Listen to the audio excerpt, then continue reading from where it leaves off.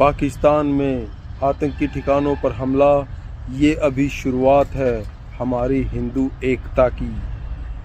लेकिन आगे शक्तिशाली बनने के लिए हमारे समाज को भी कुछ ठोस कदम उठाने होंगे। अपने हिंदू समाज को एक मैसेज देना चाहूँगा, जब अपनी शक्तियों का आभास में होता ना कि मेरी शक्ति क्या है और मैं क्या कर सकूँ। जिस तरह रामायण में हनुमान जी अपनी शक्तियों को भूल चुके थे, वही काम आज हमारे समाज के लिए हो रहा है।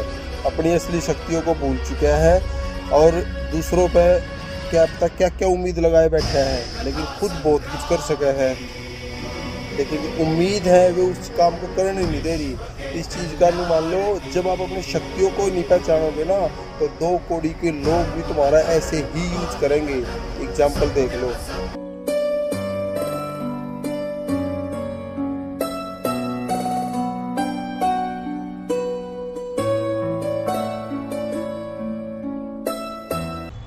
अकर्मण, असहाय तथा विश्वासपूर्ण जीवन बिताने वाले मनुष्य के नाम पर कलंक के सिवा कुछ भी नहीं है।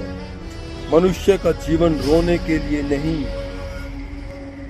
आगे बढ़कर समय पर रोक और समय पर अधिकार करने के लिए है। जीवन पराजय के लिए नहीं है, विजय के लिए है। जीवन संग्राम में विजय उसी को मिलती है जो उत्साह से भरपूर और आत्मविश्वास से उत्तम होता है। जिसकी छाती में अंगद सी दृढ़ता है, वही समय की छाती पर अपना पैर जमा सकता है। आत्मविश्वास समझ शक्तियों का उद्गम और समझश्रय की कुंजी है।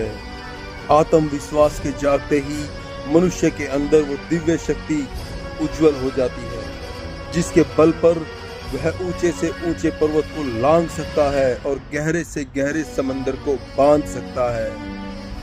आत्मविश्वासी समझ संसार के विश्वास का अधिकारी होता है। जो अपने ऊपर भरोसा कर सकता है, उसी पर दूसरे भी भरोसा करेंगे। जो अपनी सहायता स्वयं कर सकता है, उसी की सहायता ईश्वर भी करते हैं। आत्मविश्वास ही शक्तियों का स्रोत है, उसी के सहारे कोई भी आगे बढ़ सकता है। भाग्य की नींव ईश्वर नहीं, आत्मविश्वास के द्वारा रखी जाती है। जो निष्ठापूर्वक पुरुषार्थ में संलग्न है और हार जीत की चिंता किए बगैर आगे बढ़ता जाता है, उसी आत्मविश्वासी के लिए पर्वतों को भी रास्ता देना पड़ता है। सभी हिंदू भाइयों से विनती है, अपने आत्मविश्वास को जगाओ और अपनी शक्तियों को पहचानो। यह समय जात पात में बढ़कर बिखरने का नहीं, हिंदू होकर एकजुट होने का वक्त है।